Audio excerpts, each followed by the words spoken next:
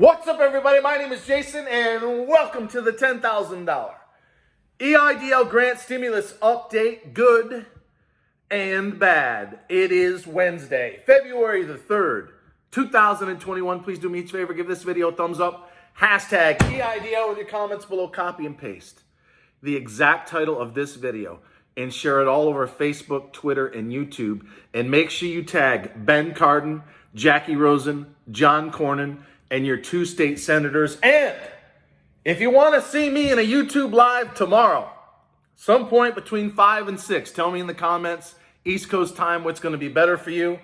I'm going to give away at least $10,000 and probably more to 20 plus winners who are subscribers to this channel. So ladies and gentlemen, pull up a chair.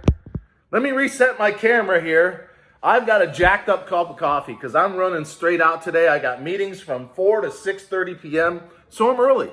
What is this, 2:30? You'll probably watch this around 3 o'clock. So I have my Chevalier Colombian. I've got organic heavy cream, maple syrup this time, also organic. But I added in some organic cacao, I think that's how you pronounce it, and cinnamon, also organic. I'm kind of an organic freak. As much as I possibly can. So cheers to you and your family. I hope you're doing well. All right, ladies and gentlemen, the good news. Let's start off. There's actually quite a bit of good news, but there's also some really bad. So I'm going to go off on a tangent midway through this, and we'll close it out on a very positive note. The good news is you may have seen that the low-income communities are, in fact, getting their emails. So we thought it was going to be February 15th, along with most of the other channels. They're actually going out right now. About 20 of you have written me in the last 24 hours, elated, excited, and also nervous because I'm going to talk about the application. I don't do the screen share, so if you want a very good video, it's Ryder over at Skip last night. He walks you through not only a copy of the email, which I have, but the application itself. So here's the deal. If you're in a low-income community, and estimates are all over the place, Ryder's app over at Skip only has 6%. A major accounting firm came out last night, and I can't find the damn article. They estimate only 20% are going to follow under what the SBA is calling a low-income community. So that's going to mean, as many of us have been saying, they're going to have extra money left over. So whether that means they're going to take care of Section 332 in the middle to high-income folks that are also waiting in the queue, or they're going to open up the portal and allow new people from low-income communities to apply at SBA.gov. I don't know the answer to that question, but this much I do know. If you're in a low-income community, you're going to get an email, and you're probably going to get it at the rate they're going in the next week or so, because here's the math. They have about 500 loan officers and paralegals, supposedly, that are on this particular case. Well, 9 million applied, 5.7 million got a grant. So if you do the math and assume 20% or thereabouts that are in the queue, whether you got 1,000 per employee or you got nothing because you applied after July 15th but before December the 27th, there's got to be at least 1 million to 1.5 million minimum that are in low-income communities. Let's assume it's only 1 million.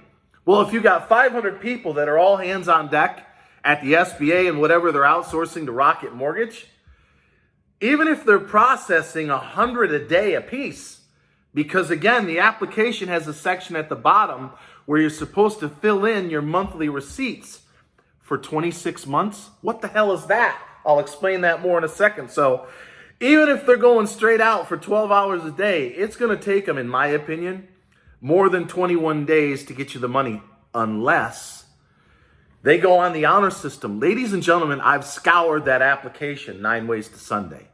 I do not see anywhere in there where it requests that you send in your bank information. It does tell you to verify your banking account information, routing numbers, etc. It does say you have to have your 2019 taxes done, and you got to sign a digital 4506T as in Tom. Meaning you got to give the SBA permission to see your taxes. So if you don't have your 2019 taxes done, and I'm sorry, 1 or 2 of you said that this morning in the comments, you're not getting $10,000 of the balance thereof. So I don't want to hear any excuses that, well, I didn't make enough to do my taxes. You can go down to one of the local you-know-what joints and get it done for about $100. And if you didn't make more than $100 in 2019 per month, how in the world are you going to show a 30% economic loss in 2020? So you got to get your taxes done. But I don't see anywhere towards the bottom of the application. And again, Ryder over at Skip, go watch it if you want to see it. It has a grid where it asks you to put in all your monthly information for 2019, all your monthly revenue sources for 2020, and the first 2 months of 2021. So why in the world are they doing that? Well, I'm going to try to do this from a glass half full and a half empty for all the Debbie Downers out there. Let's start with a half empty. They're trying to create more loopholes to screw as many people as possible. Because think about it this way. The law says that you had to show 8 weeks or 2 months of a 30% or more drop in income in 2020 versus the first 2 months of 2020 or 2019. So why in the world are they asking you to put 26 months of income source in this application? Well, they're going to look at your tax returns. That's the 4506T as in Tom. As long as it jives with what you write down under the honor system, they're not going to mess with you, and they will wire you the money within 3 weeks or so. But I also think from a glass half full, I didn't really get into the negative because I'm not feeling negative today. I'm feeling blessed. Did you know we're going to give away 10 grand? Probably more. And I'm going to do it with an ice cold beer. So my goodness, if you haven't subscribed or go vote on the poll, it's in the community section on my page. You got to comment and vote if you want a chance to win tomorrow. I am starting to think that because they're not requiring, from what I can see, your bank statements to verify what you say your income sources are, it's going to be an honor system. Some machine and or paralegal is going to take a look at your tax returns. And as long as nothing looks way out of whack and you are definitely in a low-income community, it's probably going to sail right through. The problem is going to be if they are taking a look at 26 months and you don't fill it in properly. And by the way, I can hear the screaming right now. If you started your business in September of 2019, you just write 0 for the first 10 months or thereabouts of 2019. But you got to be honest. You got to be honest, because right below that graph, there is a holy shit perjury clause that basically says you're going to jail if you're lying to us. So you don't want to do that. But here's my concern, back to the Debbie Downers. We can't let the snowflakes that like to give us thumbs down, we can't let them down. Let's say that you're 100% honest, as most of you are. You're in low income, you got fewer than 300 employees. You start filling out that graph. $5,000 a month for the balance of 2019, September, October, November, December. Let's say you were the same in January and February, $5,000, $5,000. Then shit hits the fan in March and April. But you get unemployment. You get PUA, you get PDUC, you get all that other stuff from the federal government, which is taxable income. Well, if you're honest, and you're going to write that in there, what happens if you go back above the 30% economic loss? Or let's say you stay right below it, but then all of a sudden, like many of you, your business stabilizes in the summer and you start to accelerate in the fall. And you got to include the first 2 months of 2021, which I do not recall seeing in the law. So you can see, ladies and gentlemen, it's possible they're going to say if you're in low income and your taxes look fine, the machine's going to send you right through. If they're really going to have 500 paralegals and loan officers going through 1 million to 1.5 million applications, this is going to drag on for well over 21 days. But as long as you're honest, I do believe that even if you add in your unemployment and all sources of income, as long as there's a consecutive 8-week period, whether it's March, April, or down in July and August where you dip, by law, they're supposed to give you the money. In fact, I'll predict right now, the lawsuits that will fly, that they'll probably have no chance to defend, is if you get someone who put their numbers in honestly and it matches their taxes, they dip down in, but because of unemployment, they're either hugging the flat line, or most likely when they run back up, If the SBA plan plays games and says, boy, Jason, it looks like you recovered strongly in September, October, and now that we're into 2021 and you don't need this money, that's where the lawsuits are going to fly. So net of it all, it's 10 grand. It says it on the application. That's a victory for all of us and all the other channels who fought you to get 10,000 or the balance thereof. It's in low income, so about a third of you are going to be all set within, let's say, a month. The bad news, and there's always bad news with respect to the SBA. There's a lot of chatter around Washington, D.C. It started with Big Ben Cardin. I think it was Chris Coons last night. The Democrats are blaming the Republicans for screwing middle to high income. Allow me to explain. And please, set aside your partisan politics. If you've been on this channel for the last 11 months, I've taken them all down, including the former president of the United States. And Joe Biden is probably next, unless he fixes the fiasco that we now find ourselves in. But allow me to explain. The Democrats are blaming the Republicans for potentially leaving out middle to high income in the bill that passed on December 27th. Why is that? Well, President Trump was in control, along with Secretary Mnuchin, and Mr. Darth Vader, Mitch McConnell. You know, he's got no soul, by the way. If you look into Mitch McConnell's soul, it's tumbleweed rolling through the desert. He doesn't care about anybody other than himself and the lobbyists that he serves.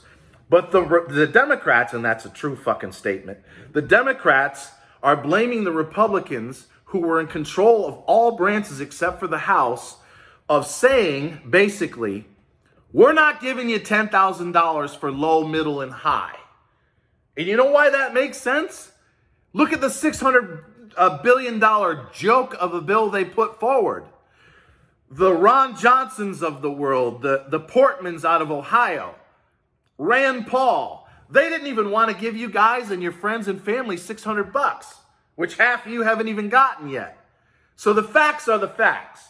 The Democrats want to spend money like it's going out of style. At least $1.9 trillion that it looks like they're going to push through a budget reconciliation process, which is a very slimy way to do it, but it's potentially legal. Because when you weigh $1.9 trillion up against $600 billion, which didn't even have the $1,400 and they wanted to cut off unemployment, I believe, in April instead of September, it makes sense, doesn't it? I know some of you Republicans don't want to hear that, but it makes sense to me that the prior administration, and Carranza was hired by President Trump in January of 2020, they just don't want to take care of everybody. The Democrats, on the other hand, and remember what I told you, middle-class Joe Biden, he calls himself middle-class Joe. Well, guess what, middle-class Joe? Unless you fix this problem, you're probably losing the House and the Senate in 2022. So here's the deal.